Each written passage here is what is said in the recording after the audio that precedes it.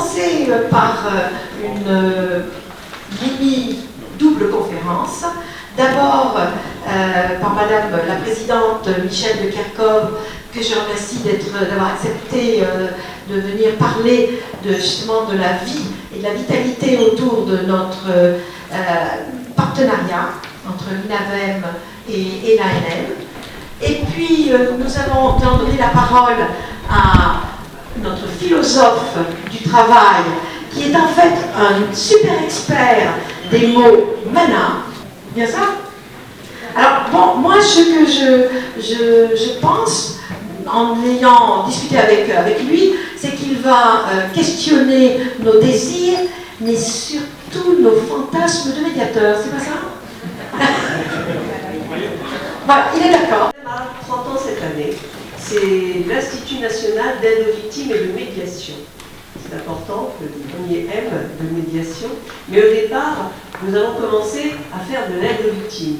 Alors l'aide aux victimes, pourquoi? Parce que dans les années 80, nous avons eu un garde des Sceaux, que personne, bien sûr, ne peut oublier, qui s'est aperçu en tant qu'avocat qu'effectivement, les victimes étaient un peu les laissés pour compte de la justice, qu'il n'y avait aucune prise en charge qui leur était apportée.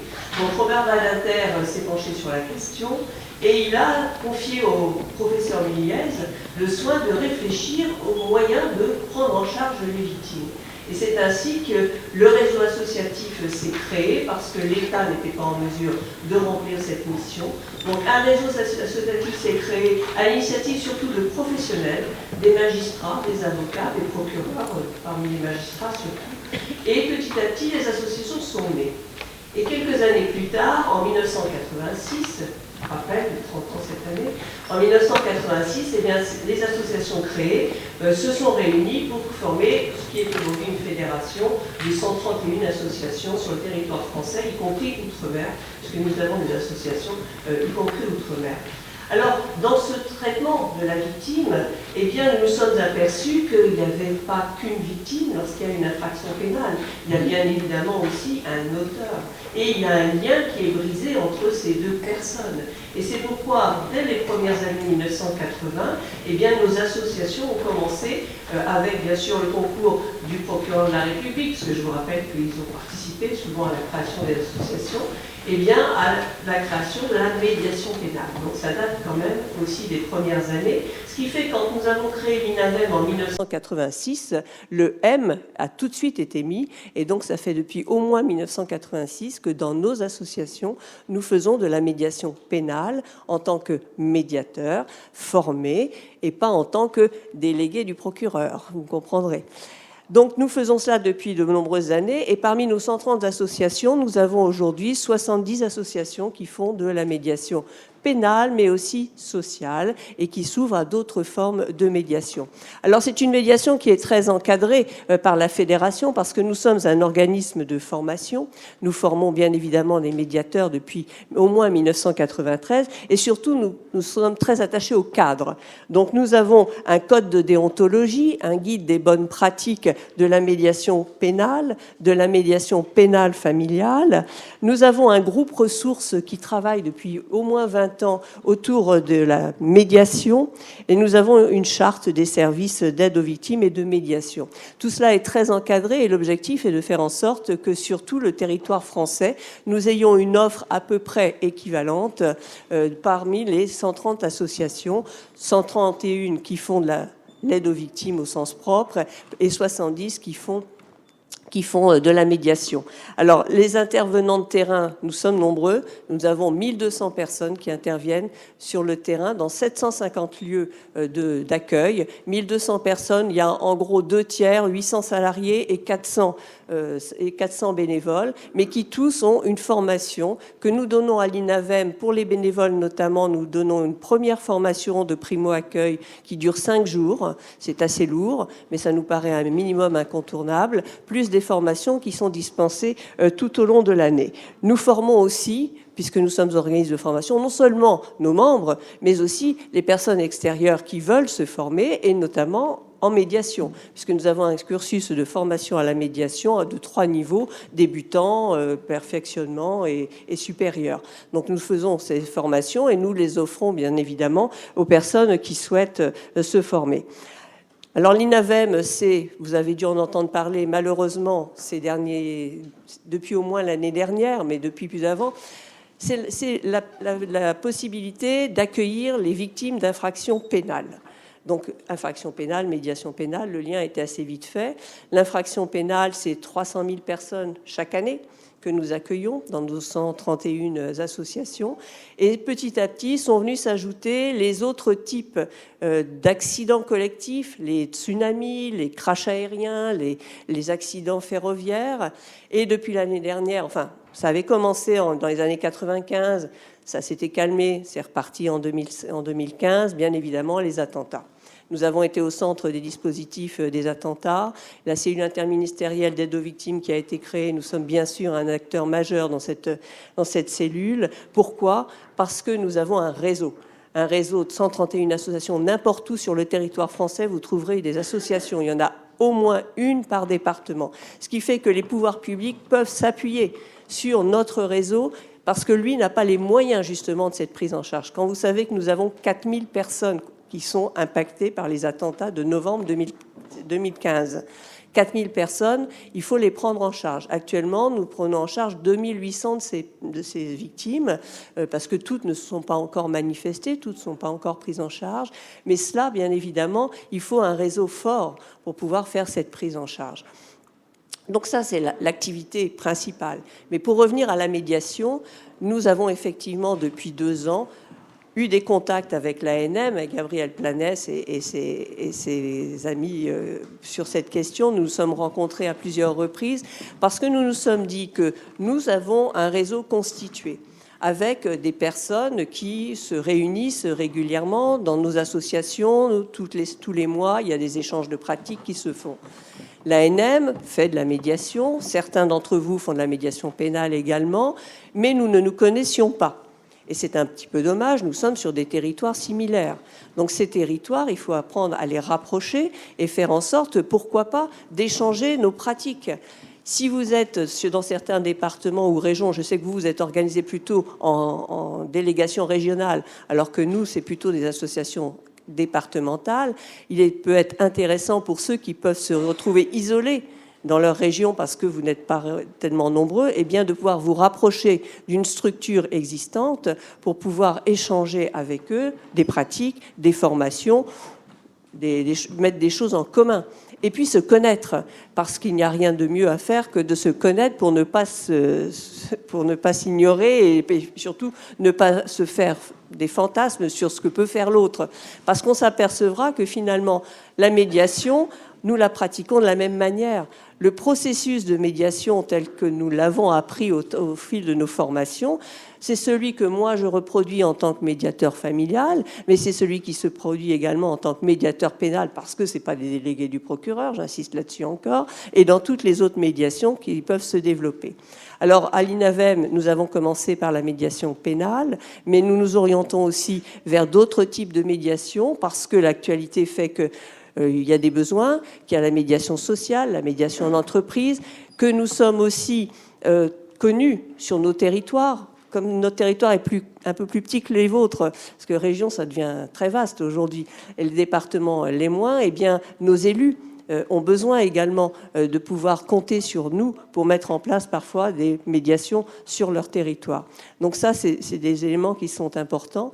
Et surtout, enfin, je terminerai par là, depuis, je dirais, 5 ans maintenant, parce que le Québec, une fois de plus, nous a montré le chemin, nous nous sommes orientés vers ce que nous appelons la justice restaurative. La justice restaurative, qui est donc pas une alternative aux poursuites comme la médiation pénale, mais qui est le moyen de reconstituer le lien social qui a été rompu en mettant en relation. Alors pour le moment, on ne fait pas des relations directes entre auteurs et victimes, on fait des relations plutôt indirectes entre des victimes et des auteurs qui ont vécu des infractions similaires, et tout ça sous l'œil de la société, puisque ces rencontres se font avec ce qu'on appelle un représentant de la société. Alors nous avons commencé en 2010 à la centrale de Poissy, c'est-à-dire en milieu fermé, dans une centrale avec des infractions très très lourdes, avec des condamnés à perpétuité, des condamnés à 25 ans d'emprisonnement, et des victimes qui avaient, en réalité, ce n'étaient pas les victimes directes, parce que malheureusement, elles n'étaient plus là, mais c'était plutôt leurs parents. Et donc, nous avons fait ce premier type de rencontre en 2010.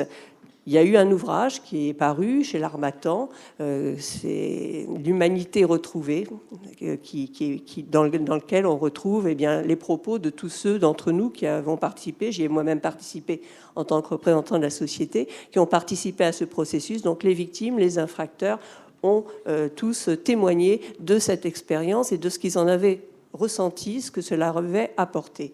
L'objectif, c'est quoi? Pour la victime, c'est de trouver un apaisement. C'est de pouvoir fermer une porte et aller plus loin dans sa vie. L'auteur, c'est prendre conscience, c'est ce qu'on appelle la conscientisation de ses actes, prendre conscience des effets de ses actes sur la victime et par là même prévenir une éventuelle récidive. Et la société, elle est là pourquoi?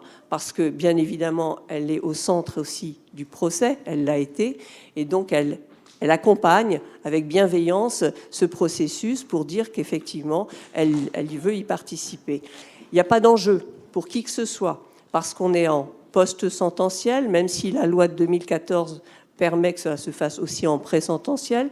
Je pense que dans le cadre des infractions routières, on pourra envisager, quand le délit est reconnu, de faire du pré-sententiel. On est loin, en général, en post-sententiel des faits. On est loin du procès. On a conscience que dans le procès, les choses n'ont pas été résolues. Mais je peux vous dire que nous avons réalisé 2 déjà d'expérimentations à Poissy. La 3e vient tout juste de démarrer. Et à chaque fois, les personnes nous disent on a trouvé cet apaisement. On a pu enfin dire à l'autre ce que ça représentait pour nous victimes. Et l'autre a pris conscience que, une fois qu'il avait terminé sa peine, pour la victime, c'était jamais terminé. Donc ça, c'est l'expérience de justice restaurative qui est menée dans de plus en plus de pays dans le monde, en Europe. Elle a commencé au Québec, en Finlande, en Nouvelle-Zélande et maintenant en Belgique et en Europe. Ça se développe de plus en plus. Et maintenant, nous voulons le développer également en milieu ouvert, c'est-à-dire pour les condamnés, mais non incarcérés. Et c'est là peut-être qu'on a un rôle à jouer tous ensemble, c'est qu'il va falloir les animer, ces rencontres. Et rien de mieux que des médiateurs formés pour pouvoir animer ces rencontres. Bien évidemment, lorsque nous avons fait nos expériences, c'était des médiateurs formés qui ont animé ces rencontres. Mais nous aurons besoin, si nous arrivons à développer la justice restaurative, parce que moi je trouve que c'est une idée extraordinaire, que notre société peut être transformée si on arrive à mettre ça en place de plus en plus, eh bien il faudra des médiateurs. D'où l'intérêt de rapprochements comme le nôtre, de partenariats comme celui-là. Mais bien évidemment, surtout, ce qui est essentiel, c'est que ces rencontres soient encadrées. C'est-à-dire qu'il y a un cadre précis. Chez nous, le cadre, on ne l'a pas créé de toutes parts. On est allé voir au Québec, tout simplement. On s'est inspiré, on a transposé, parce qu'on n'a pas la même culture. On a transposé, mais on a un cadre très précis. Les victimes sont identifiées par les associations qui les reçoivent à plusieurs reprises, qui en éliminent peut-être certaines s'ils estiment qu'elles ne sont pas prêtes. Les condamnés ou infracteurs sont, eux, identifiés, eux ou elles, bien sûr, il peut y avoir des femmes, identifiés si c'est en milieu carcéral par les CPIP, sinon par les associations, par le SPIP, qui peut aussi identifier. Et puis après, il nous faut des médiateurs pour animer ces rencontres. Et c'est possible que nous n'ayons pas suffisamment, je suis même certaine que nous n'ayons pas suffisamment de médiateurs au sein de notre fédération pour pouvoir les animer. Donc c'est pour ça que je voulais aussi vous parler de la justice restaurative, parce que moi je porte ça depuis des années, j'y crois vraiment très fort, et je me dis que c'est une évolution de notre société extraordinaire si on arrivait à la développer, et je compte vraiment que, notamment grâce à notre partenariat, Gabriel, on puisse y parvenir.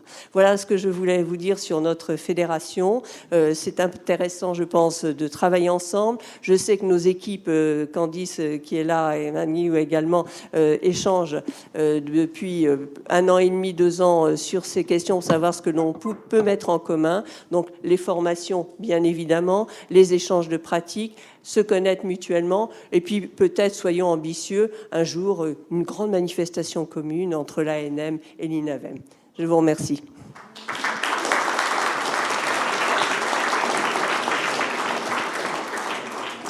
Merci beaucoup, Michel, pour cette intervention et puis tous ces projets qui ne vont pas manquer de foisonner. Et donc, voilà, on a besoin de médiateurs formés, en capacité, pouvoir éventuellement donner une aide, un accompagnement. Hein. Voilà, une animation, des animateurs. Merci beaucoup, Michel.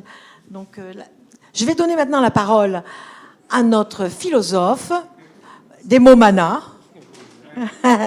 Et donc, je te laisse la parole.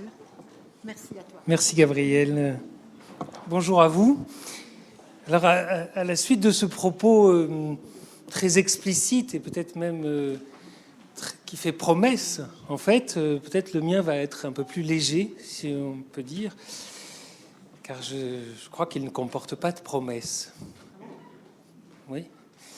Mais en même temps, il m'appartient peut-être, ou il m'intéresse de venir me mêler de ce propos qui était le vôtre avant le mien. Je suis spécialiste des mots mana, dit Gabriel, donc peut-être je vous dois un tout petit éclaircissement sur ce que ça veut dire, parce que levez la main ceux qui savent ce que ça veut dire, les mots mana. Voilà, c'est ça. C'est assez peu partagé. Bon, alors c'est une toute petite parenthèse que j'avais pas du tout pensé faire. Mais ces mots mana, c'est une expression que reprend Roland Barthes. Il l'emprunte aux Polynésiens pour parler de ces mots incantatoires qui permettent, d'une certaine manière, de s'attirer la faveur des dieux sans qu'on ait besoin de les expliciter ou d'en découvrir la signification. Et j'ai fait un peu profession depuis quelques années, un peu métier, d'aller dans le monde du travail, des organisations, pour chercher ces mots mana, ces mots qu'on prononce sans même plus avoir besoin de les penser ensemble, ou sans même avoir besoin de les déplier, pour être sûr qu'ils sont porteurs de vérité et porteurs de sens commun. C'est vrai qu'en médiation, il y en a quand même quelques-uns, confidentialité, impartialité, enfin, vous les connaissez tous, ce sont, on peut dire, à la fois des mots qui sont des trésors de signification, parce que, évidemment, qu'ils contiennent beaucoup de sens, et en même temps, qui sont des trésors des fois un peu refermés sur eux-mêmes, et qu'il est nécessaire de redéplier ou de redéployer pour en découvrir la richesse. Donc, je ferme la parenthèse sur les mots mana, parce qu'aujourd'hui, j'avais pas tellement envie de parler des mots mana, puisque tu m'as dit, parle du cercle. Alors, il paraît que c'est moi qui l'ai dit, mais enfin, je ne sais pas qui a commencé. Mais on m'a dit parler du cercle, et je me disais,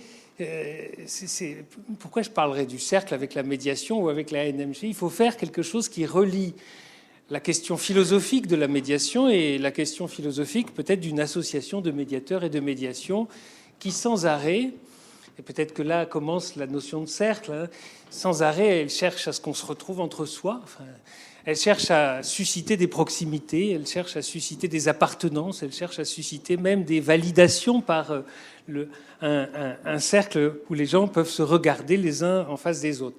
Évidemment, le risque du cercle, c'est de tourner en rond. Évidemment, le risque du cercle aussi, c'est d'être dans un entre-soi et de s'y enfermer. Le risque du cercle, c'est qu'il ne soit pas centrifuge, mais centripète. Alors, je me suis dit, mais moi-même, j'aime le cercle. Hein. J'aime le cercle qui fait assembler. C'est-à-dire, on aurait pu aujourd'hui, d'ailleurs, penser cette assemblée en cercle. On se serait regardés les uns les autres. Il y aurait des accès au visage. Et je serais un militant, on peut dire, modeste, pour que la prochaine fois, il y ait une assemblée générale qui se fasse sous forme de cercle. Évidemment qu'il y a un avantage à penser la philosophie du cercle, à se dire... à penser la duplicité du cercle, à se dire, mais bien sûr que si on se retrouve, si on se voit, si on a des accès les uns aux autres, eh bien, il y a des chances qu'on puisse entreprendre, qu'on puisse agir, qu'on puisse se reconnaître, qu'on puisse peut-être fraterniser au sens noble du terme, qu'on puisse se relier, se donner la main. Il fut un temps où il y avait comme ça cette image de la fraternité où tout le monde se donne la main, et si tout le monde pouvait se donner la main. Et ça va bien avec le cercle. Mais évidemment, il y a aussi une autre image, et là je rejoindrai la question de... Il y a beaucoup de cadres qui concernent la médiation, et vous l'avez répété peut-être au moins 4 fois à propos de votre organisation, dire il y a des règles, il y a du cadre, et ça nous sécurise. Et peut-être c'est un peu un jeu de mots, mais avec le cercle, on a passé des années, des siècles peut-être, à chercher la quadrature du cercle. Donc il y a une sorte de... La quadrature, c'est le cadre, le carré. Et peut-être qu'il y a un paradoxe, et ce paradoxe, il fait notre force ou il fait notre énergie. Peut-être il y a un paradoxe à vouloir combiner le cadre et le cercle. Le cercle qui serait non pas centripète mais centrifuge. Il y a un paradoxe à se demander si finalement ce cercle qui nous mettrait en relation avec d'autres cercles, qui nous brancherait sur d'autres cercles, donc ça ferait un peu comme quand on jette un caillou dans la mare, hein, des cercles successifs. Et ça, je crois que cette image-là, elle est pour moi assez fondamentale pour ne pas risquer l'enfermement. Et en même temps, on sait bien que... Moi, j'ai même fait partie d'une association de médiateurs, la PMF, je crois, il y a fort longtemps, quand j'ai fait une formation à la médiation familiale. Et la première chose que nous avions à cœur de produire, c'était un code de déontologie. Enfin, on sent bien, et toutes les associations de médiateurs se sont efforcées vraiment, de fournir des règles qui permettaient de se reconnaître entre soi et d'exclure éventuellement ceux qui n'en faisaient pas partie.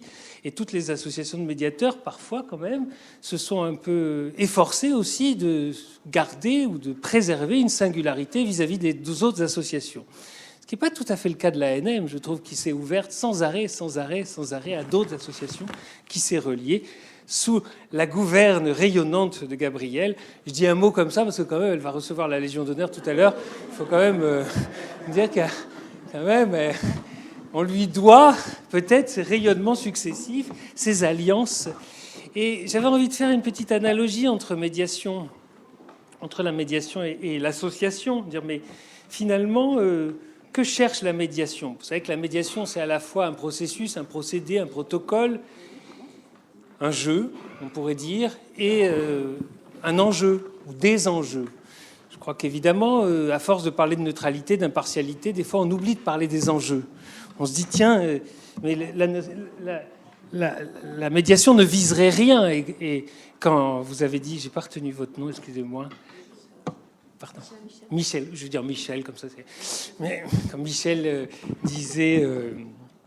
Du coup, j'ai oublié mon idée. Ah bah voilà. Je peux recommencer. Oui, ça serait bien. Du coup, j'ai oublié mon idée. Alors c'était merci de me rappeler la phrase d'avant, mais j'ai pas encore. Je me souviens pas ce que je voulais dire à propos de Michel. Mais il me semble que la question.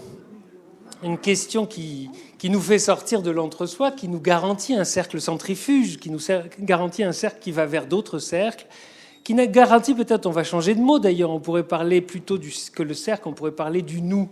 Ce serait plus humain, ça porterait plus une humanité qu'une figure géométrique, hein, mais ce qui nous garantit un nous qui ne soit pas centripète et qui ne nous enferme pas dans l'entre-nous, dans l'entre-soi.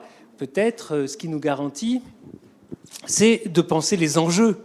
Car évidemment, à force de ne travailler que sur le jeu, que sur le protocole, on finit par ne penser qu'à renforcer nos règles, nos identités et nos limites et nos délimitations.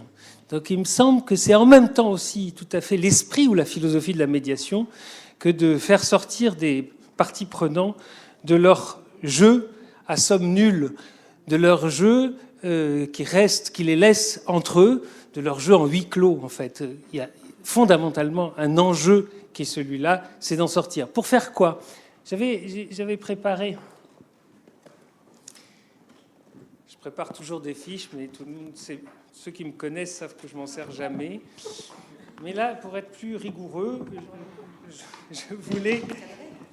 Oui, cadrer. Surtout cadrant, hein, parce que moi, je m'en fous d'être cadré. Mais ce que je veux, alors, il faut que je trouve la bonne fiche quand même. Hein. Voilà, c'est bon. Je m'étais dit, tiens, peut-être qu'il y a 3 axes ou 3 enjeux qui seraient analogues entre une association comme l'ANM, une association de médiation, et puis la médiation elle-même. Il y a 3 enjeux qui sont centrifuges ou qui nous permettent de sortir du cercle enfermant. Je me dis bien sûr que en médiation, s'il y a bien un enjeu, c'est de fournir des accès. C'est-à-dire de l'un à l'autre, on fournit ou on aide à ce que se trouve, fournir c'est peut-être un peu trop ingérant, mais on aide à ce que se trouvent des accès de l'un à l'autre. C'est-à-dire l'ouverture d'un système de pensée, d'un système de valeurs, d'un système de conviction, d'un système d'intérêt à l'autre, à celui de l'autre. Peut-être même que fournir des accès, peut-être même retrouver du désir pour l'autre ou du chemin pour l'autre, hein, c'est peut-être ça la condition. Il me semble que ça, c'est un des enjeux. Il me semble qu'une association comme l'ANM, son enjeu, c'était bien de trouver des accès à d'autres associations, à d'autres mondes professionnels aussi. C'est comme ça que sont arrivés les notaires, les avocats. Enfin bon, on n'a pas décidé de rester qu'entre médiateurs. C'est-à-dire, donc, cette recherche des accès vers d'autres mondes, cette recherche d'ouverture à l'altérité, en fait, il me semble que c'est commun à la fois au monde associatif et à la fois au processus de la médiation.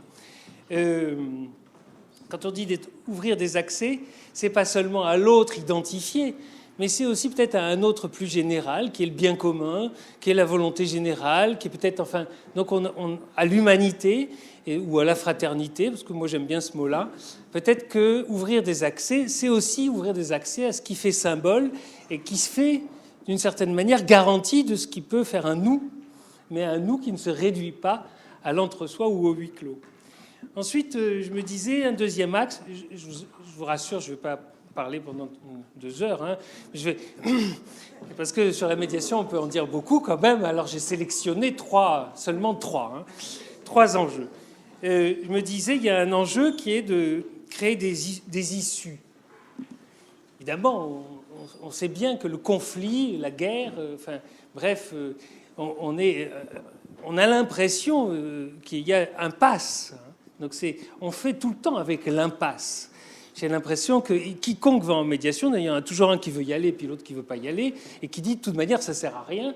J'ai déjà tout essayé. Enfin bon, tous les médiateurs ont vécu ça. Que d'ailleurs, on se demande d'ailleurs comment les médiations se font, tellement il est impossible d'avoir des volontés simultanées, libres, de recourir à la médiation.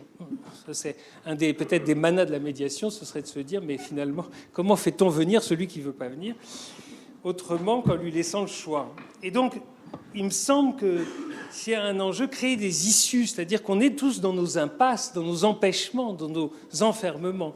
Donc, créer des issues, qu'est-ce que ça veut dire? Ça veut dire ouvrir des chemins nouveaux, quitte à ne pas savoir où ils vont. Il me semble que pour moi, c'est ça, ouvrir une fenêtre, c'est regarder vers le dehors, et c'est ça une issue, quitte à ne pas savoir où nous mènera ce dehors. Peut-être que c'est un peu abstrait de dire les choses comme ça, mais il me semble pour moi c'est parlant en médiation. Et c'est ouvrir des issues aussi pour une association qui risque tellement de s'enfermer sur elle-même. Toutes les associations risquent de s'enfermer sur elles-mêmes. Hein. Ça, c'est le propre de l'association ou n'importe quelle organisation. Mais créer des issues, ça veut dire j'ouvre des fenêtres, y compris à d'autres mondes, sans savoir si cette hétérogénéité que je vais créer ou si cet appel d'air que je vais créer va nous mener quelque part. Donc là, du coup, c'est moins cadrant. C'est trouver des issues. C'est aussi chercher. C'est peut-être là où il y a un rôle de la philosophie. Hein. C'est passer de l'idéologie à la philosophie. Peut-être, c'est-à-dire trouver des questionnements qui n'ont pas de réponse, justement, et qui renouvellent quand même la question. Peut-être que dans...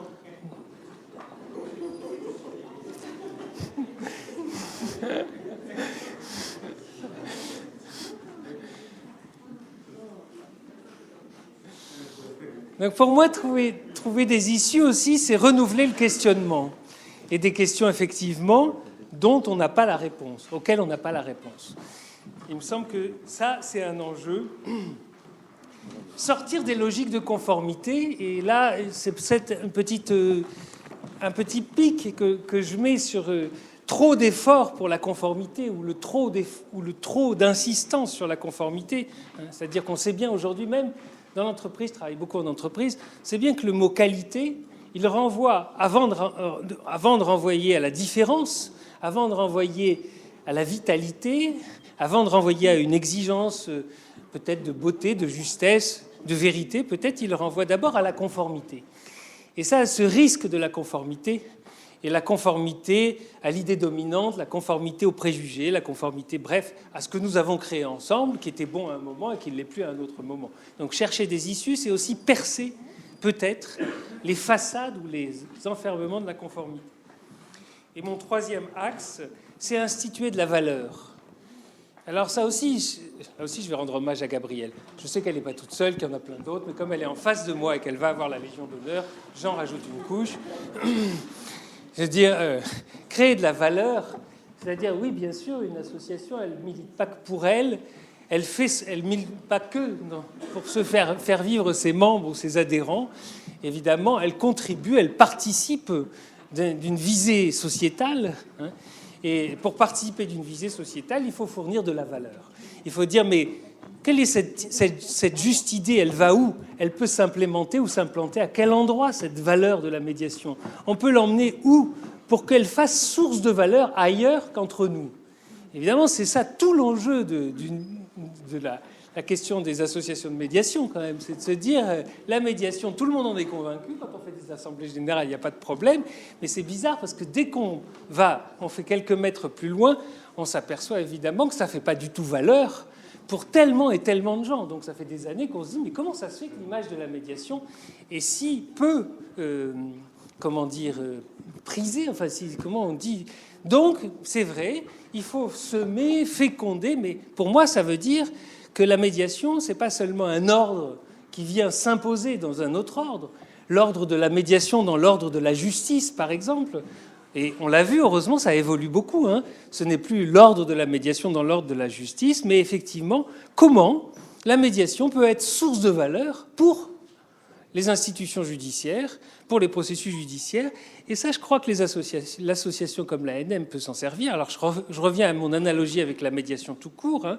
Évidemment, on sait bien que la recherche de solutions, la recherche de compromis, la recherche, etc., elle ne tient pas seulement au détricotage du conflit, au détricotage de ce qui fait différent entre les uns et les autres. Elle tient dans l'invention, dans la création de valeurs nouvelles qui va porter ou qui va peut-être transcender chacun des partis vers un mouvement de vitalité, vers un devenir, quoi, en fait. Donc créer de la valeur, il me semble que c'est à la fois un enjeu de la médiation et un enjeu des associations comme l'ANM. Donc je vais m'arrêter là.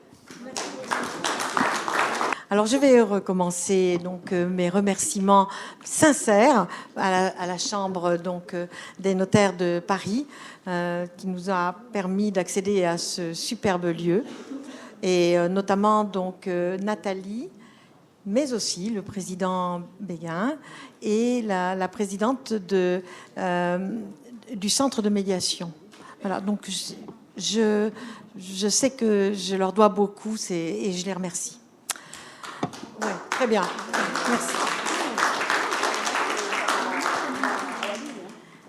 Eh bien, je ne dis pas que c'est la 10e Assemblée Générale, puisque c'est la 23e, mais c'est la 10e Assemblée que je préside en tant que... alors, présidente, bien sûr. Voilà. Et ce sera la dernière. Ce sera la dernière. Et je vais quand même vous dire une petite phrase de quelqu'un que j'aime beaucoup. Devinez. Voilà, exactement. Churchill. J'adore Churchill. Et il avait dit, ce n'est pas la fin. Ce n'est même pas le commencement de la fin. Mais c'est peut-être bien la fin du commencement. Eh oui. Donc, en fait, je me retire. Et je pense qu'avec moi, il y a d'autres personnes qui ne renouvellent pas leur mandat. Et cela c'est pour céder la place à de plus jeunes, de plus dynamiques. Et nous avons assuré la transmission pendant toute cette année avec la complicité d'Isabelle Baudelaire. Tu peux te lever, Isabelle? Tu te lèves, s'il te plaît.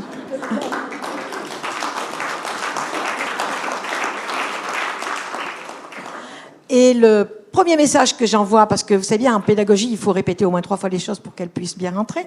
Donc, je commence par donner ce qui m'importe énormément, c'est-à-dire les valeurs de cette association.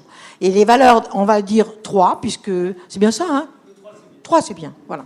3, donc ça vous chargera pas trop la tête. Si je le répète 3 fois, donc ça ira. Hein. Donc, il y a tout d'abord l'indépendance. Il y a également le professionnalisme et également la diversité.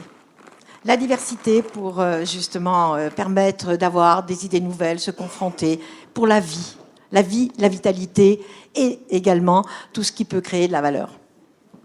Alors, pour ma part, et je pense que c'est quelque chose que nous partageons tous ensemble, ce qui est important, c'est que nous sommes représentatifs de la société civile, extrêmement représentatifs de la société civile. Et c'est quelque chose qui est important puisque c'est de la société civile qu'est issue la médiation. Et pour cela, donc, nous devons toujours veiller à garder cette congruence, donc être fiers de ce que l'on est. Et maintenir cette ouverture d'esprit qui caractérise la médiation et l'Association nationale des médiateurs, et cela en adéquation, vraiment en adéquation avec l'évolution de la société. Donc c'est ça, les paradoxes de la situation actuelle.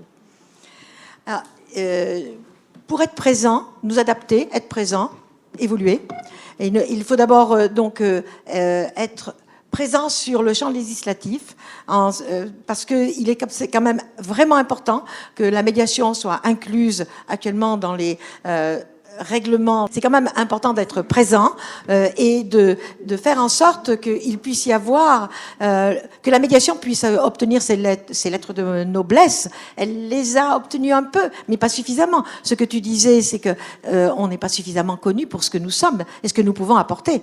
Ensuite, on a des enjeux forts également au niveau de la professionnalisation. Et cela, nous allons devoir nous y coller. Et c'est pas demain, c'est tout de suite, tout de suite, tout de suite. Un autre élément qui est quand même important, c'est que si nous voulons être connus, eh bien, il faut faire du lobbying. Il faut faire du lobbying auprès de tous ceux qui peuvent justement avoir des besoins sans le savoir. Et donc là, cet effet lobbying, il va falloir que nous puissions mettre la pression là-dessus. C'est important de mettre la gomme. Hein. Et je rajoute, parce que c'est important, il faut maintenir le dynamisme, l'optimisme, c'est important cela, et la présence active pour que, partout là où c'est utile. Voilà, on tient compte de l'utilité. Vous savez, les 3 tamis de Socrate. L'année 2015 a été vraiment marquée par toutes ces préoccupations, mais surtout par cette idée de transmettre de manière la plus juste possible, de façon à maintenir la pérennité. Et donc, ce que je peux dire, c'est que Isabelle et moi, nous allons partir suffisamment sereines. Oui.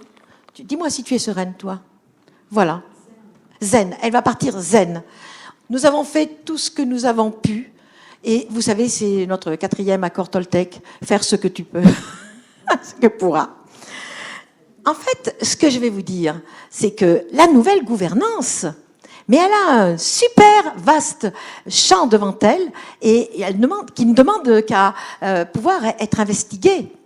Donc, bon courage à tous les nouveaux qui rentrent. Voilà, c'est quand même important. Mais puis on vous dit, on ne disparaît pas tout à fait, hein, quand même. Hein. Alors, dans les éléments qui ont marqué cette année, et vous allez le voir parce que j'ai un PowerPoint, ben finalement, je vais pouvoir le défiler toute seule.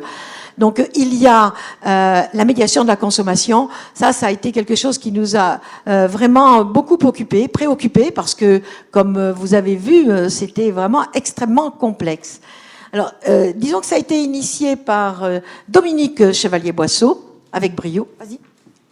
Ah si, écoute, il faut bien qu'on te voit quand même. Bravo, Dominique. Et le bâton a été repris, mais avec compétence, par Martine van der Wielen. Allez, Martine.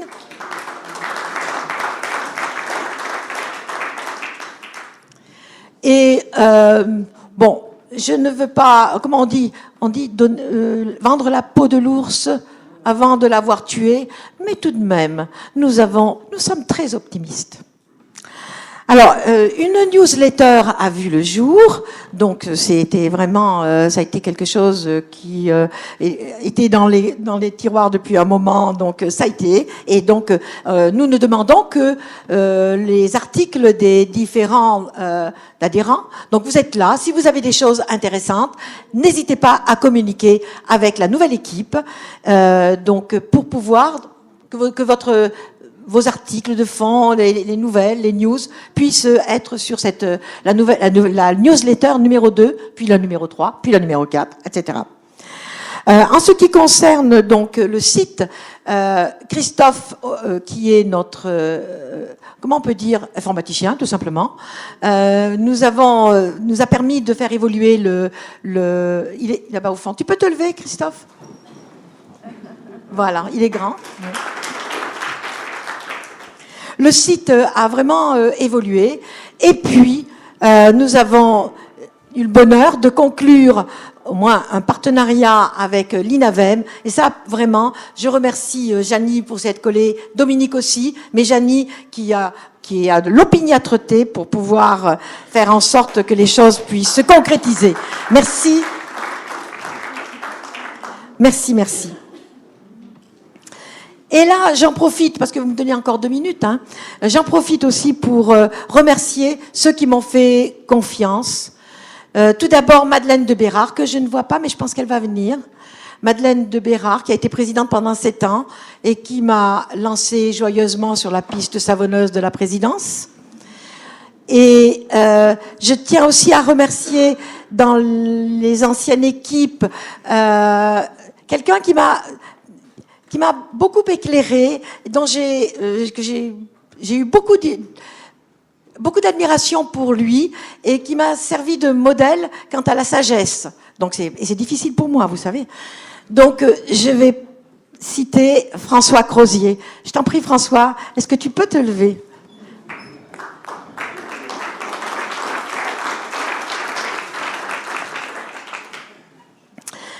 Alors, j'ai pas cité tout le monde. Simplement, ce que je peux vous dire, c'est que je vais en citer d'autres tout à l'heure. Mais ce que je veux vous dire, c'est que ça soit des équipes anciennes, nouvelles, dans toutes les équipes qui sont passées, vraiment, il y a eu beaucoup de chaleur, beaucoup d'humanité, et je tiens à remercier chaleureusement vraiment toutes les anciens bureaux et conseils d'administration, parce que partout, même s'il y a eu de la contradiction parfois, il y a toujours eu de la confiance. Tout le monde m'a fait confiance. Et ça, vraiment, je vous remercie infiniment pour cette confiance que vous m'avez donnée.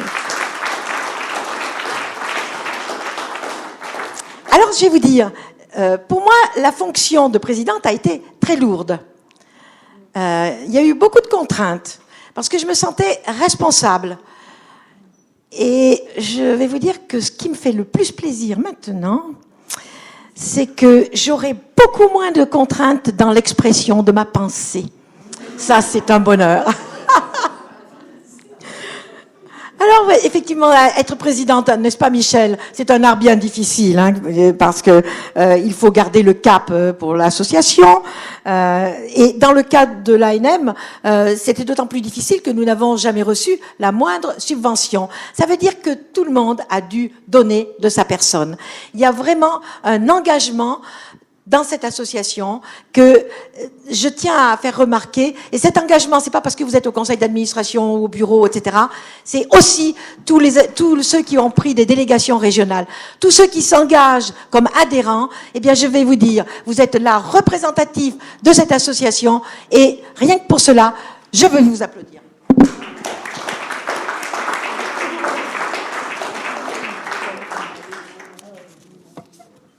Avant de vous passer mon PowerPoint à toute vitesse, hein, parce que de toute façon, je vais simplement vous demander d'avoir une pensée pour tous ceux qui ont connu Yvette Collin. Elle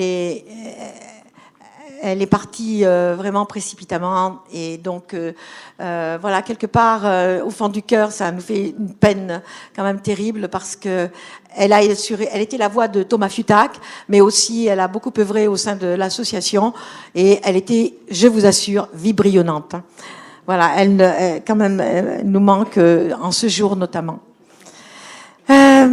Et alors, moi, je vais vous dire, je tiens à remercier vraiment Isabelle. Isabelle, viens que je t'embrasse, parce que